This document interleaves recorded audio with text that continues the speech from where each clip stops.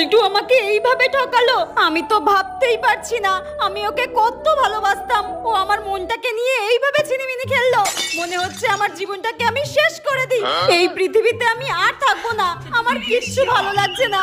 আমি কি যে করি? এক কাজ করি, আমার বেস্ট ফ্রেন্ডকে ফোন করি, ওই একমাত্র আমাকে শান্ত করতে পারে। আমার মনের কথা ওই তো একমাত্র বুঝতে পারে। হ্যাঁ, ওকেই ফোন করি। হ্যালো হ্যালো বান্ধবী, আমার ব্রেকআপ হয়ে গেছে রে। শোন, যে ঠকায় যে ঠকায় সেও একদিন ঠকে।